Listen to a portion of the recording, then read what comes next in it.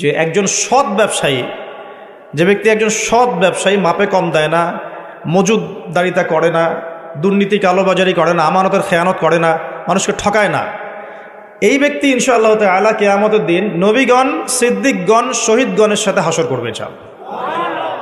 তাহলে ব্যবসা করে জান্নাত পাওয়ার সুযোগ নাই? আছে। ধন সম্পদ অর্জন করতে কোনো অসুবিধা নেই, কিন্তু ধন অর্জন করে ওসমান গনি রাদিয়াল্লাহু আনহুর মতো মন মানসিকতা লালন করতে হবে। ধন সম্পদ আল্লাহ পাক দিতে পারেন।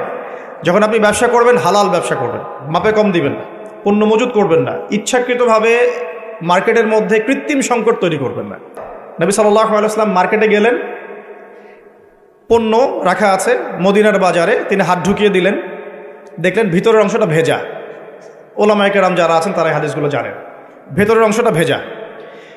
তো তিনি ব্যবসায়ীকে বলছেন যে এটা কি, ভিতরে ভেজা কেন, উপরে শুকনা কেন? তো সেই ব্যবসায়ী বলছে যে এভাবেই আমি পণ্য বিক্রি করি, যার ইচ্ছা হয় সে নিবে, যার ইচ্ছা হয় সে নিবে না। নবীজি বলছেন সাল্লাল্লাহু আলাইহি ওয়াসাল্লাম, তুমি কেন এটাকে উন্মুক্ত করে দিলে না?